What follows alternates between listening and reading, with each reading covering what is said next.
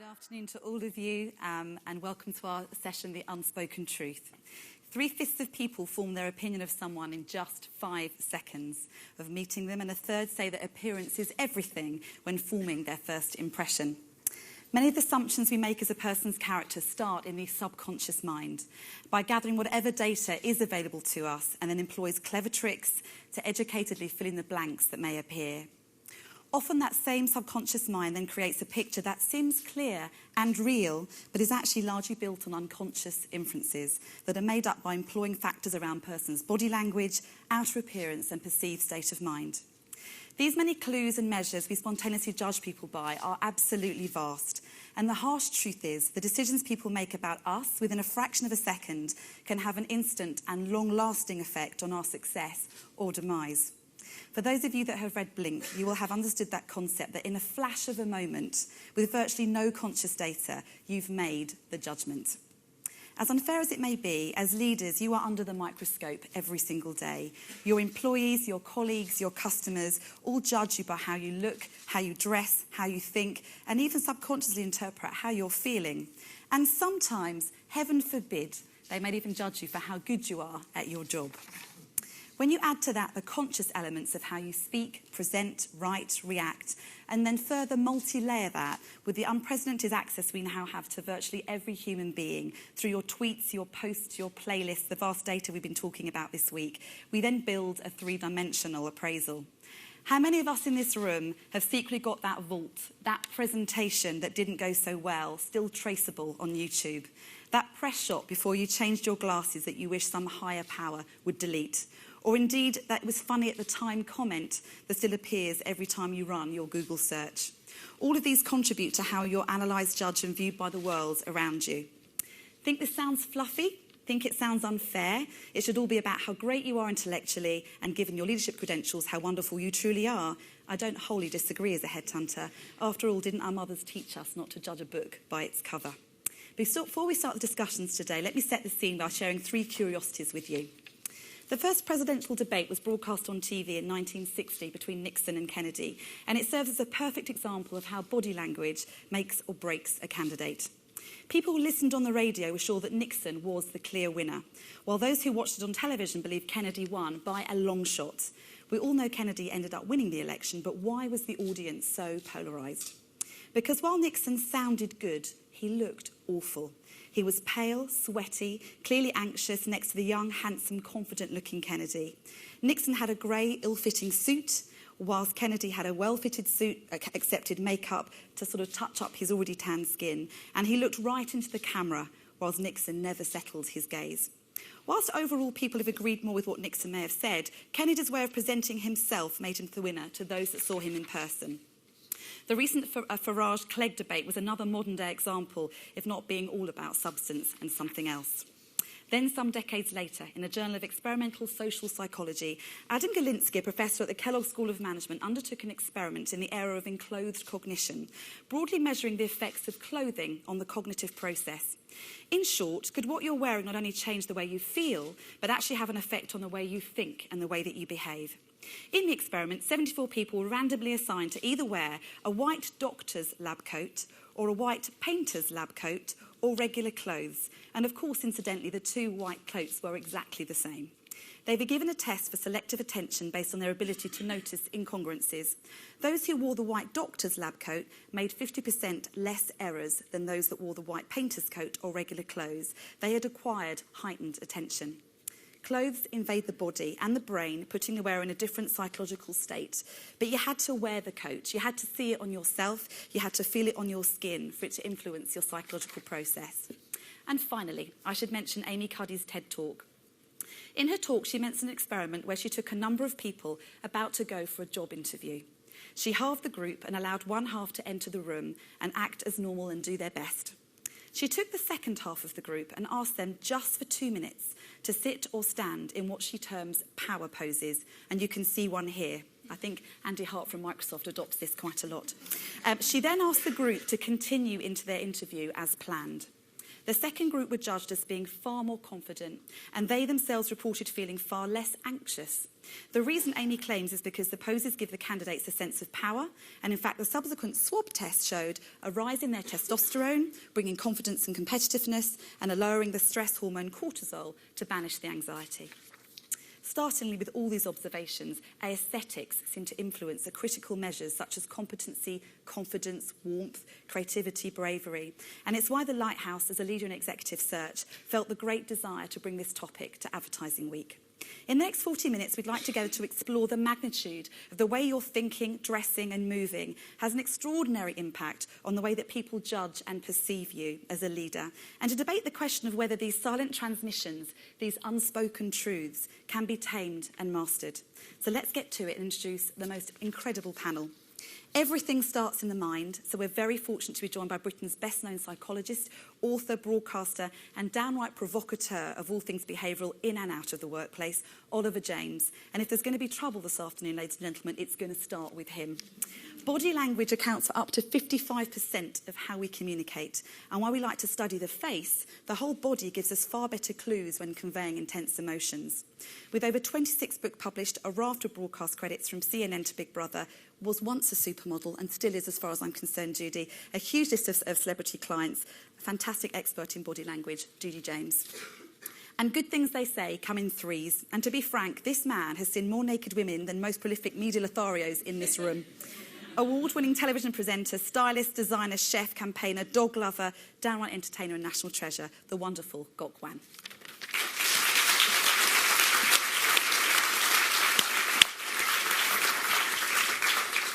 So we have a huge amount to talk about, and it's them you want to listen to and not me. So I'm going to try and lob the questions in and hope we come up with some wonderful things to teach you this afternoon. I wanted to start actually with you, Oliver, because I think we're talking a lot here about judgment. And as human beings, what is it that really drives us to feel that we need to judge or want to judge? Where does it begin in our minds?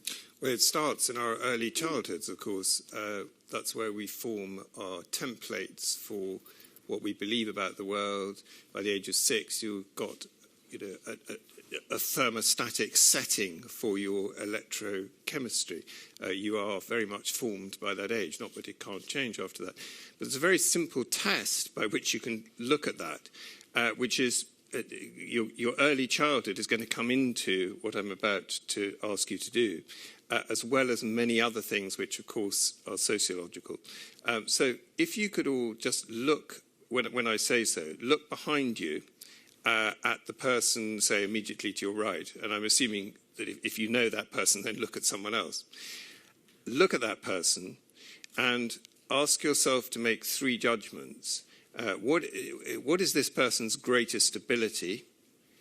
What is their main personality trait that really stands out? And if they have some kind of insecurity, what is it? So ability, personality, insecurity. Look now, all look behind yourselves, okay?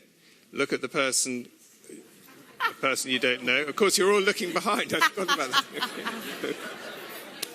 Unthought of that.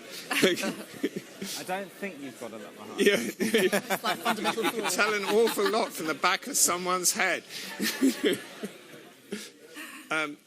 Well, you get my gist, and go up to them afterwards and check out whether your perception was right. You can try that.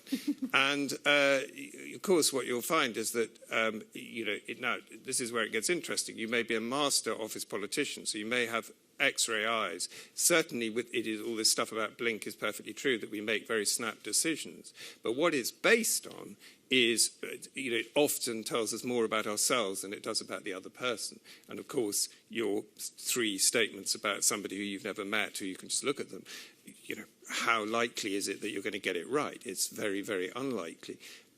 So at the heart of the matter is that we do have an unconscious, and it can read their unconscious, and it is possible that you will be able to actually pick up quite a lot, as Gok will certainly say, from the clothing, from the facial expression, sociological things like their gender, their ethnicity, their age, all that sort of stuff. But your unconscious, we are constantly giving ourselves away through our unconscious. And the best and most terrifying proof of that is if any of you have had the misfortune to get married, not that I'm saying much that I love my wife, but I'm telling you that's experience. Having been, I got married very late, so I'd been to an enormous numbers of weddings, and I knew when I was giving my speech how much I was going to give away, and there was nothing I was going to be able to do to avoid doing that. The best man would I would make my speech, then the best man would make his speech, and between the two of us, the whole game would be given away. The body language between all those people on the podium, when you were at the wedding, the preceding events, the whole way in which the event is created by your parents-in-law, you are completely taking all your clothes off and saying, "Hey, look at me!" And it's unbelievable. If you think about it, I will never hear the truth. Nobody will ever tell me what I told them through my wedding speech because they won't even know that they know it. But if you think about it, you go to weddings and you see these speeches and then you turn to the person who wrote and say, that was quite interesting. And then you say whatever it is, your more or less bitchy, horrible comment or your nice comment or whatever it is. But basically, you have unconsciously intuited an enormous amount about these individuals and their relationships. And, of course, it's exactly the same in the workplace. Judi, I know you have a theory around this, around animal instinct and our instant impressions. Can you talk a little bit about that to us? Yeah, sorry, hello first. People often do say, surely you should just be yourself, that when you're at an interview you should just be interviewed on merit. But we do have a problem, which is the kind of animal instinctive impulses. And what I would normally say to a group, if you were a new animal joining that group, whether they liked it or not, as a survival response, those animals would have to turn around, or even from peripheral vision, which they're quite good at, get at least 2 vital pieces of information from that new animal. I don't know how you are for joining in, but would anybody like to guess what 2 vital pieces of animal information an animal will seek straight away from another animal? Is it going to kill me? And number 2... Oh, sex. I don't know who said that, but thank you. It's mating or are we going to fight and I'm going to lose it? Now, I'm sure in your professions you're a lot more sophisticated. I wouldn't be so sure, Judi, to be fair. I have to say... Have you been to the Media Week Awards? I was in Piccadilly the other night, and I'm not sure that you are, but... it's something that we're programmed to do, so it's not something you can just turn off, even if you try to be totally unbiased. My other point is that in the UK in particular, we are infamous for making the most dreadful entrances into interviews, into meetings. I find that everybody in business walks in looking, do you know what I mean by haunted and hunted? That kind of, I've just robbed a bank, kind of guilty look, or slightly bewildered as though am I in the right room? And we seem to be completely amazed by the fact that people want to shake hands. There's that kind of moment of bewilderment, and then and those are the things, for that reason primarily, that for any animal that would be a moment where it would either get fight and killed, or it would integrate. We need to learn those as a method of almost animal integration. They're deeply important, and we do tend to get them very wrong. I will not make you turn around and shake hands with one another, but I've seen why it won't work. But I'm sure you'd get some of the floppy dead fish, the squelchy one, the people that very nicely, they mean well, but they wipe it on their trouser leg first. Not going to create a good impression. Gok, obviously in lots of the programmes and things that you do, you're working with people that often are judging themselves quite harshly before you even got a chance to get to work with them, or someone like Oliver might do in a therapy room. Talk to me a bit more about that, the personal judgment piece that can come through that before you've even had a chance to be judged by somebody else. Yeah, I think that, clothing we know is really important because it's all about personal branding. It's all about the information you give out to other people. So whether that is going on a date and thinking about mating, or whether that is, which we all do obviously, or whether that's going to a job interview, walking into a restaurant, walking into a shop, getting judged by a shop assistant. You know, everything we do is based, well, I believe, is based on the first impression that we give out, which is that look that we've given off, the clothes that we've chosen to wear that day. And I think what comes with that is a massive amount of anxiety, and that's lots of different things. That's contributing factors from what your mother told you when you were younger, seeing your mum worry about how she looked when she was younger, the message you get given from magazines and the television, how other kids at school dressed, not having the same jumper or the same pair of trainers when you were 6 years old. Those kind of things stay with you forever. Yeah. And so what they do is they create all of these hidden anxieties inside of us, and we hold on to them forever.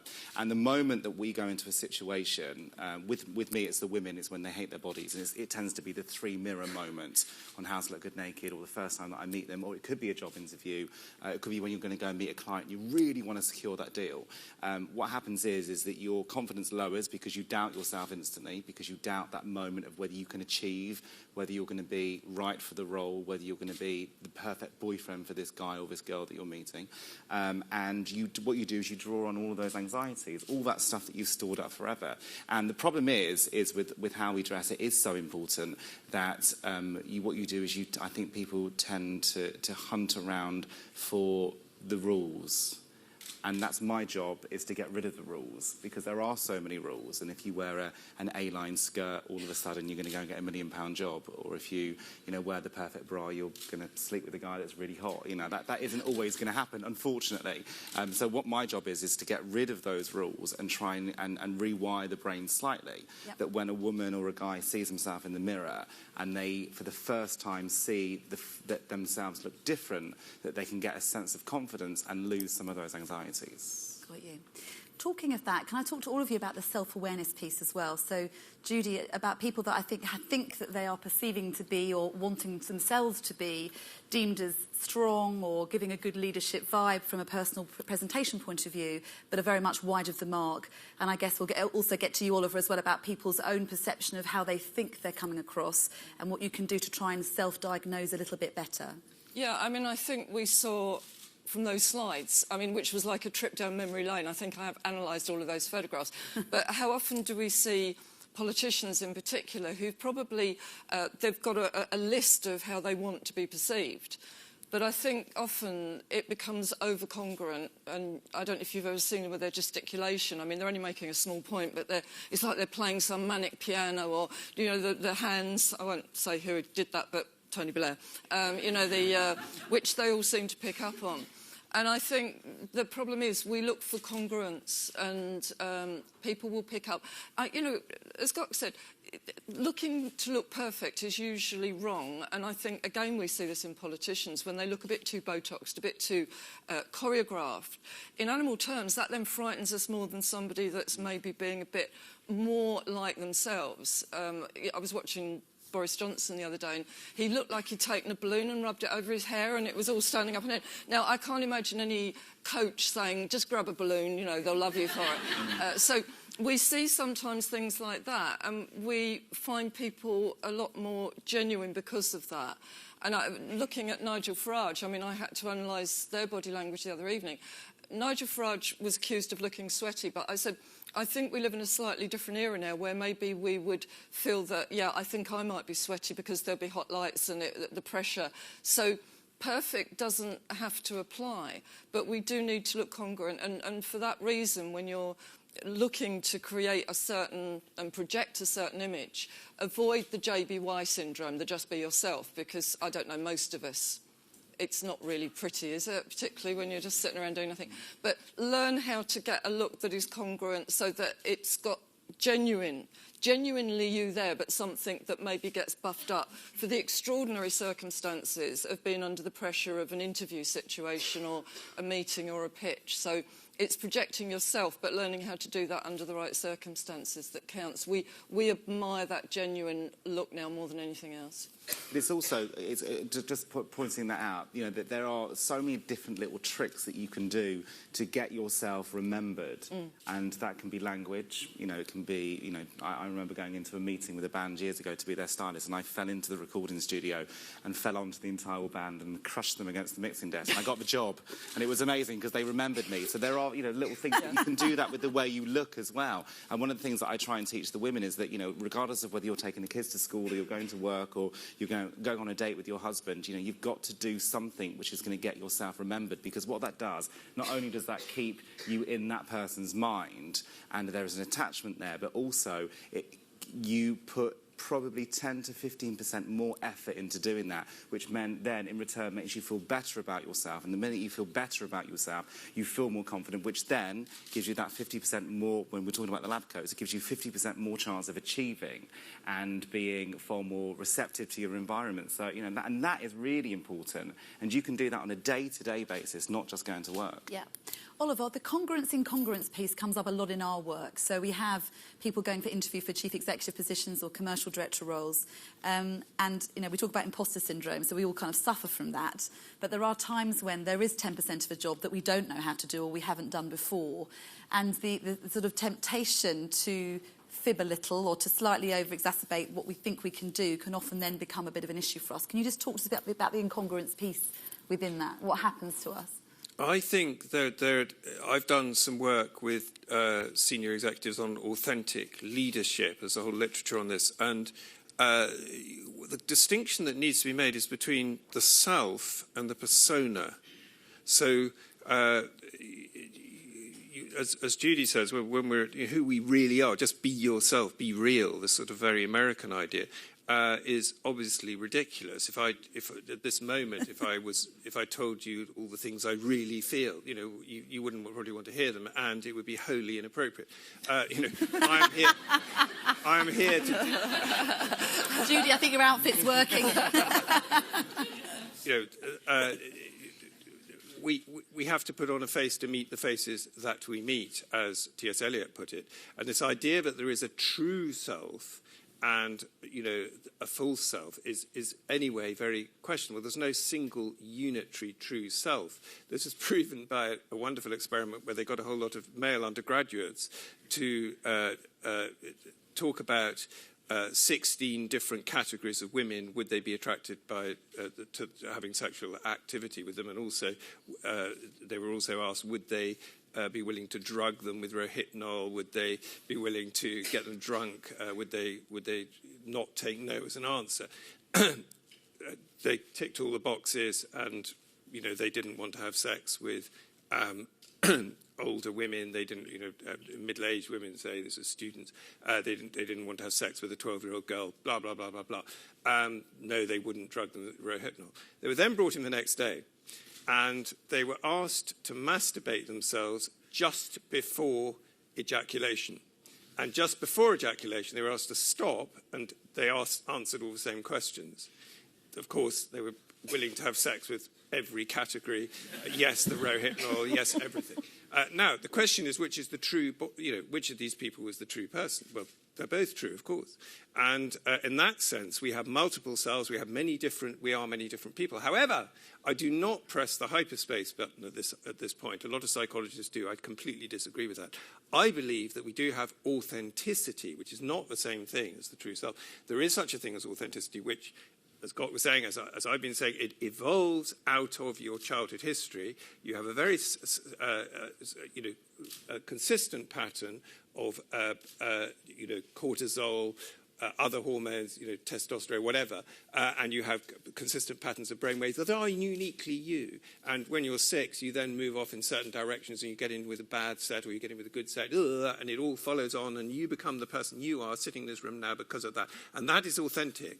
And the question of authentic leadership is how, because there is so much evidence that if you are able to at least con people that you're authentic, you know, the fourth defining feature of office politics is the appearance of sincerity. Well, that's not quite the same thing as authenticity, but real authenticity, i.e. based on your childhood, can be developed. And I have done coaching with leaders where if you talk to them about their childhood and talk to them about personae and places in the past where they have felt completely comfortable and felt completely real, and get them to some extent to act, not act, but it's Stanislavski stuff. In other words, you've got to be doing it based on your real experience. You know, Stanislavski gets people to say, okay, let's say you're acting the part of someone whose child has died. Okay, you've never had a child die, but have you ever had a bereavement experience, which you can then utilize and put into that situation of your child dying?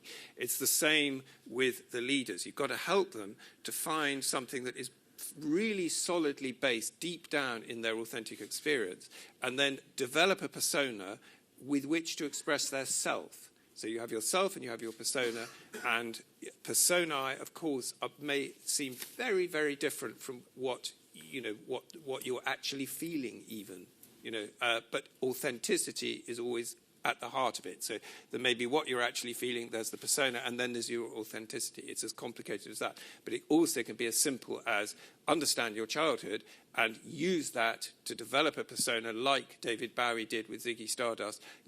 Use that to slay your demons, use that to beat the enemy. It's amazingly effective. Gok, can I come back to the women thing with you for a little bit? So lots of press about Sheryl Sandberg's Lean In, Ariana Huffington's Third Metric, lots of stuff about not being called bossy at the moment. So we have we often get asked as headhunters to specifically go and find women in leadership roles.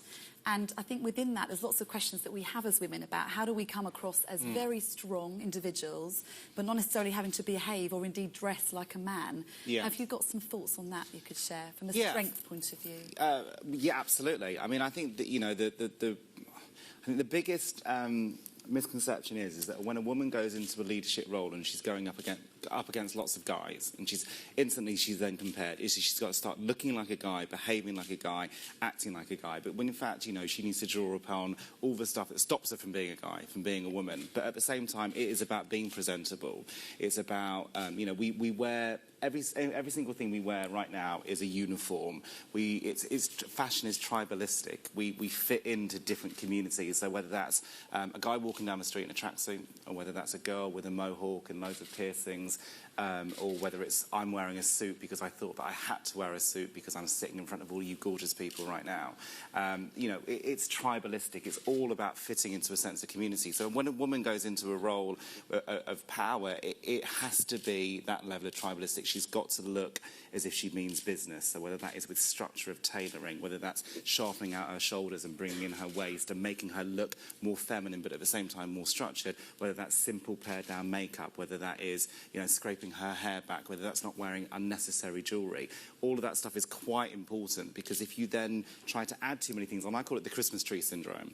It's the moment that you start doing the hair, doing the makeup, doing the jewels, wearing the high heels, wearing all the sparkles. You start looking as if you're trying to make too much of an effort, looking a little bit like a Christmas tree, and then what you're doing is you're taking away the seriousness of what comes out of your mouth. And I think that's really important to remember. And that isn't that you can't experiment and be creative with how you look, because of course that's your prerogative and you must do that as an individual. But at the same time, in a place of business, you are giving off so many messages. You want to make sure that those messages are about authenticity, as we talked about, and also about control as well. Yeah. And if you've got too much distraction, if you're giving too much off, you aren't going to be able to remain in control the whole time. Would you agree with that? Absolutely, yeah. I think part of it also comes, whatever the gender, on charisma as well. And we get asked a lot about, someone, when we're doing a shortlisting for a client, may say, I particularly liked him or her, whoever it may be, her. They just had something about them, and often it comes down to charisma, whatever that may be. Many people will say you can't teach charisma. Can you dress charismatically? Can you in some way tame or master your charisma? Judi, what do you think? I think people think you've got to be born with charisma. I mean, I haven't got babies, I haven't got children, but I've never seen a charismatic baby in my life, so I don't think you're born with it. You should look a bit horrible. I studied a lot of politics. I mean, we do tend to look towards the sort of top politicians, and particularly not in the UK. I mean, Obama would be a case of somebody. And I think Michelle Obama, for me, oozes charisma. I've never met her. I just assume that if I walked up to talk to her, and this is the big thing about charisma, I call it contagious confidence, where it's not so much the fact that you need to be all singing, all dancing, projecting the one that everybody's listening to. You can be quietly charismatic, but it's how the people that are around you feel from having met you. For me, for genuine charisma, it's the people walk away feeling fantastic from having met you. I think I'd be like that with... Have you ever met her at all? She might be horrible. I mean, she might be a complete bitch. I've got no idea. But I just feel, from just looking at footage of her, she would just have that contagious confidence. I did study it. For me, it's a lot of body language, simple tricks. And one of the biggest ones that I picked out, I mean, you can be quiet, you can be noisy, you can be extrovert, introvert, but one of the things that I did pick out, and it's going to sound too simple that you'll think it's too easy to be true, but it's what I call the upturned V, gap under the armpit, which is where it brings the shoulders down and it tends to make you look as though you're always in the right room at the right time. Michelle Obama always does it. Unfortunately, a lot of women, particularly in the UK, we, under pressure, tend to self-diminish. We make ourselves look a lot smaller. And I think if you look at a lot of female television presenters, they do that dreadful thing that I call hamster hands. Have you ever seen it? Where they look like you give them a little seed or something like that. They also... Can I stand up? Am I allowed of course. I charge extra, is that all Especially right? in those shoes, Judy. They also do pseudo-infantile remotivational techniques. I've seen a lot of women in particular start a presentation looking cute, which never really works for me. I call it a slap magnet. You want to just go and slap them around the face. So it's getting rid of the cute and getting to that good splay and making those good entrances. But the guys, as I say, the women tend to self-diminish. Men under pressure tend to oversplay. You know, the Simon Cowell, I'm not going to do it with my legs, but I need 3 chairs look. And I think that can be equally hideous. So no cute, none of that. But that upturned V, it has a dramatic effect. If you want to belittle people in your office and look like the most charismatic one, be the only one with arms to your chair. Leave them all on little chairs like that. The difference would be amazing. I shouldn't be telling you that, so there we go. You're giving all my secrets away. I knew you did that to me. But I do think you can fool people. Yeah. Yes. I do think it's really, and it sounds... There's nothing wrong with a bit of fake it till you make it, Gok. Absolutely. Yeah. You know, we've all had times, I mean, I've gone to work before and I've had a, really shit morning. I've had a terrible morning, and the last thing I want to do is stand up in front of a camera and tell the world how wonderful life is and how if you wear this big pair of pants you're going to be, loved and everything else. But you can fool people easily, and clothing can do that instantly. So when you look at someone, it's a difference between a Victoria Beckham collection, which is, I would say, charismatic. It's neat, it's simple, it's clean lines, it's beautiful to look at, it's muted tones, it's nothing too exaggerated. And then looking at a Versace or a Cavalli collection, which is all in your face and aggressive and powerful, and it's going to tell you how you feel about the collection. That's the difference, that is the significant difference. So you can fool someone, absolutely, into being more charismatic. Yes, you do need to back it up at the end of the day. Yeah. But you can give off that first impression. But if you the question is if you can give off that impression. If I'm saying to you, Oliver, I'm charismatic by the way that I look, and you believe that, if I know you believe that, I'm halfway there to being more charismatic. Yeah, and you've got the interpersonal effects as well, as you said. If you can portray yourself like that, you do feel a lot more charismatic. A trick the Clintons use that I just love is when they're talking to a large audience. I saw them do it in Ireland. They do it all the time, and so do the royals, actually. It's called random pointing. Have you ever seen that? They walk out to a big audience and they pick somebody out and wave at them. Now, I can... One person thinks they've got trouble with their memory. Like, I think I would know if I've met Clinton, but... What it does is, immediately, that entire audience feels that you're one of them. Or Nick Clegg, when he shoved... Do you remember when he put his hand in his pocket when he was doing the original debate? That was his gesture to say, look, I'm casual like you guys. And it made the others look a little bit stuffy. Listen, don't walk into pitches or interviews going like that. And that just ain't going to work. I think, obviously, like you said earlier, Gok, about, try and leave them with something that they remember. Yes, but you want to make sure that you leave them with the right thing to remember. Yeah, absolutely. So it all depends on context, as I'm sure you'd say. And, Absolutely. You know, the same, obviously, with any of these tricks, is it depends on the context, which brings you back to, you know, yes, I totally agree and, you know, would argue that it's a vital part of our office politics is to be able to act. But the more that it can be grounded in what I'm calling authenticity, by which I mean self-determination, the way it's best defined is actually that it's not in terms of sort of whether it's real or true or those kind of words, but actually whether you're making a choice. Authenticity is based on you really feeling that this is something that you want. You may then go all over the place in terms of who you pretend to be in order to get what you want, but it has to be grounded in you having a genuine sense of what you want. Belief you can do it. And you can do that through different... I mean, I had an extraordinary example of this with my 9-year-old son went for a trial at a football match, and he, most of the time, thinks he's Nibbles the squirrel. And he, we arrived at the match. Who's Nibbles the squirrel? Sorry. Somebody he has invented. Who he okay. enjoys being. And, Of course, Judi. And he was happily being Nibbles the squirrel all the way there. I thought Nibbles the squirrel. Nibbles. I thought you said nibbling a squirrel. I was like... You'd remember that. Communicating very well. So I'm so used to it, I've forgotten that it's an unfamiliar... He arrived at the thing, he was so relaxed because he'd been Nibbles the squirrel all the way on the journey there, he then went in and he played out of his skin, and he was playing against, you know, the best Premiership 9-year-olds in the country. And I what on earth was that about? How on earth did you play like that? And when I could get him to calm down and stop being Nibbles the squirrel, he explained that he'd done two things, and he'd done this completely without any prompting from me. Firstly, he decided he wasn't in the situation he was, that the situation he was in was with playing with his normal team. Right. So there was absolutely no question of being judged. He wasn't under threat in any way. On the one hand, on the other hand, he has another character called Nibbles the carnivorous squirrel, who kills. And he had these two selves running in parallel, and he just had no problem because he was completely unself-conscious. And this is the power of selves. If you can find the right selves and the right personae, you can do practically anything. Absolutely, I wholeheartedly agree with that. And that's where your skills about, like you say, pointing all these little tricks will begin to work if they're integrated into a persona that is properly grounded in who you are, involved in self-determination. My son decided he wanted to do well, and he worked out a way to do it. Which is, in a weird way, Nibbles the squirrel. Who now very affectionately known by us all. But Nibbles is no different from what we do on How to Look Good Naked, in a bizarre way. Exactly. You know, the women walk into the studio, and within 3 or 4 weeks, they go from hating their bodies, from not being able to look at their reflections to not being able to undress in front of their partners. Some of them not had sex for 5, 6, 7 years, won't go and do the school run. As soon as they get home from work, we'll put on a dressing gown so they haven't got to look at their bodies. I mean, we're talking extreme body hatred and extreme body dysmorphia.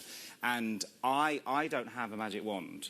And I don't have the answers, and I don't give them a special elixir that they drink, and all of a sudden they just want to get their knockers out in the street, unfortunately. But I don't do any of that stuff. All I try and do is tap into the part of their brain that they were once happy with.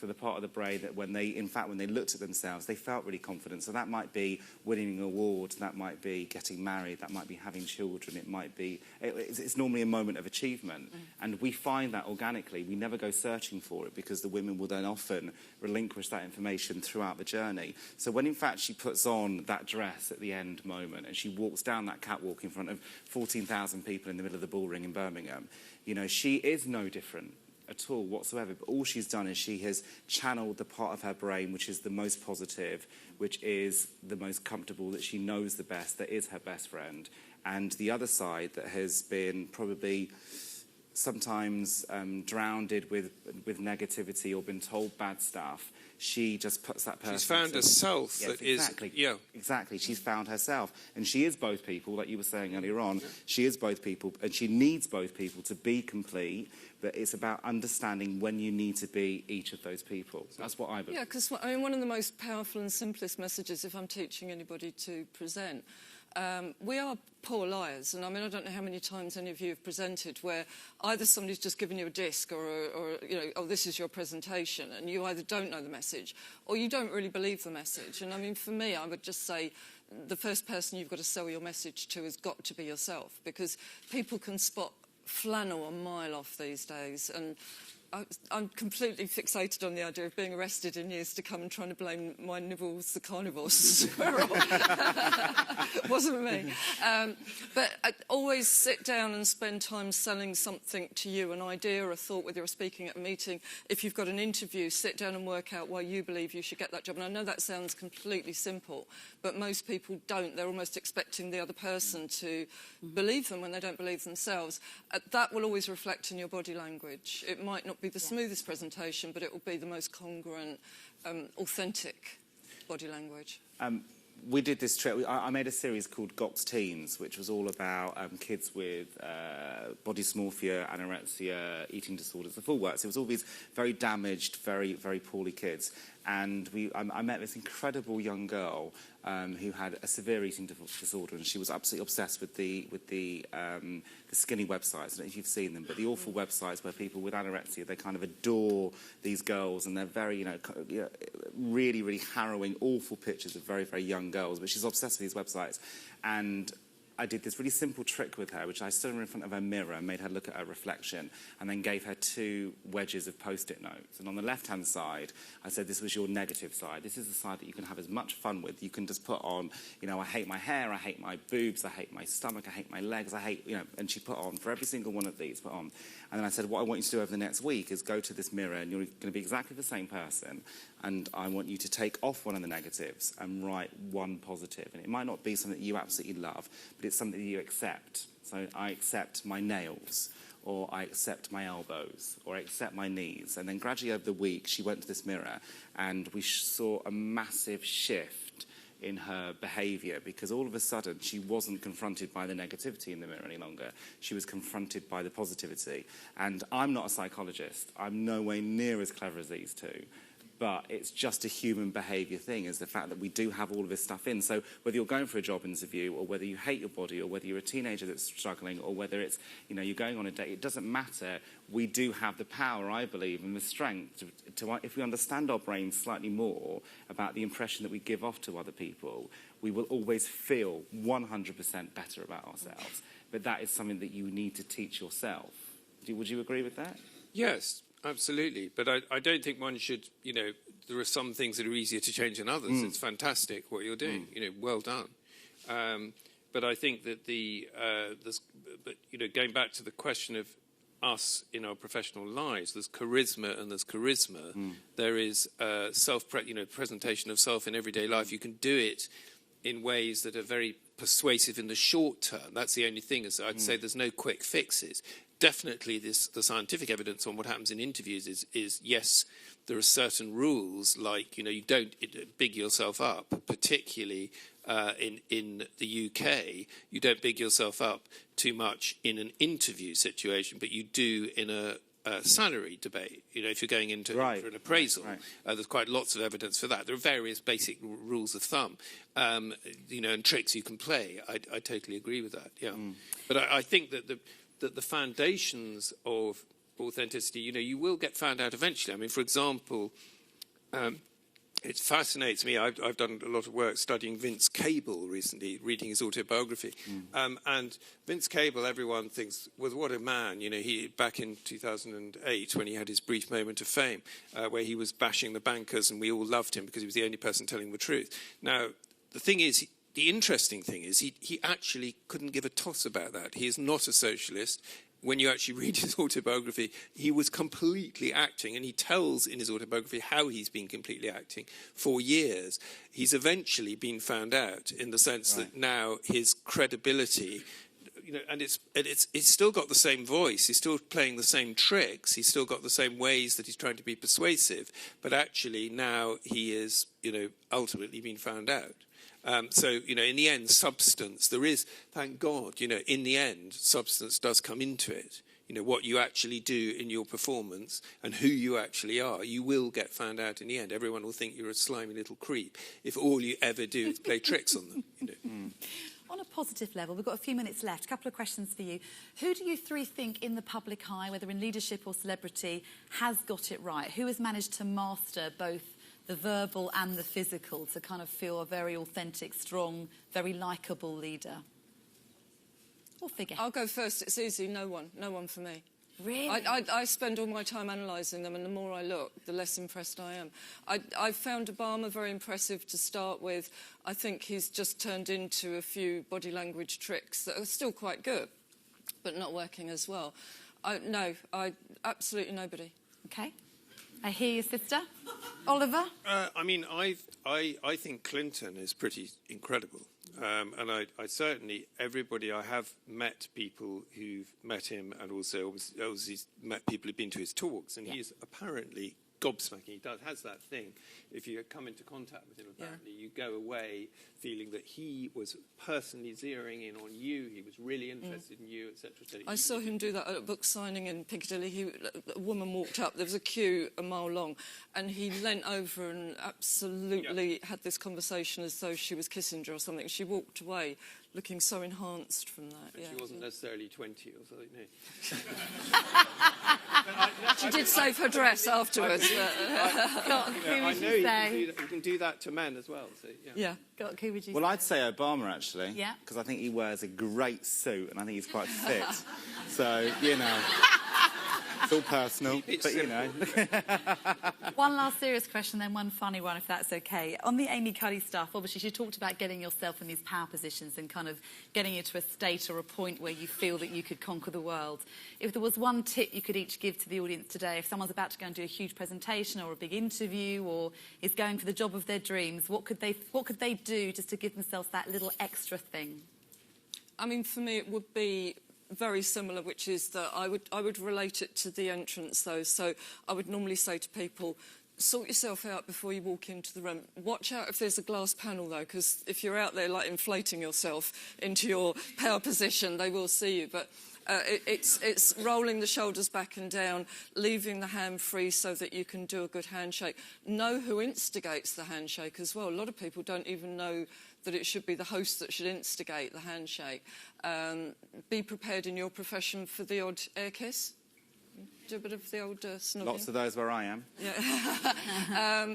And just make sure that you get that right. I think if we do a clumsy walk-in, then I think all hope is lost. I just turn into Mr. Bean if I do anything wrong there. So that would be, for me, I'd do it and then walk into the room and launch myself. The prep and the entrance. OK, Oliver? Find your authentic persona for this particular organisations in particular, as much as possible information as about who's going to be interviewing you if you possibly can, and then get in there and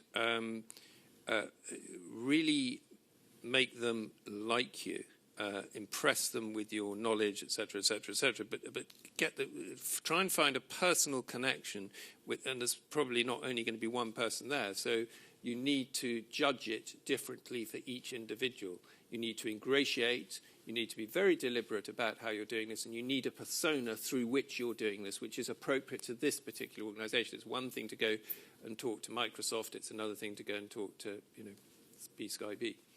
Understood. Gok? Mine would be preparation. Make sure that you feel as confident and as well presented as you possibly can.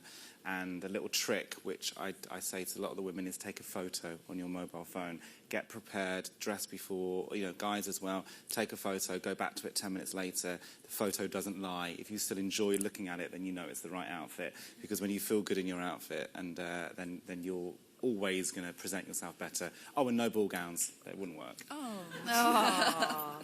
So we've heard about slap magnets, masturbation and nibbles the squirrel. Not all of those, a treble hit of things I wasn't expecting. I hope you've enjoyed this session. I've got one last question, which is a personal question actually to you, Gok, if you wouldn't mind. If you're going to wear a white trouser suit, would you go thong or apple catchers? What have you got on?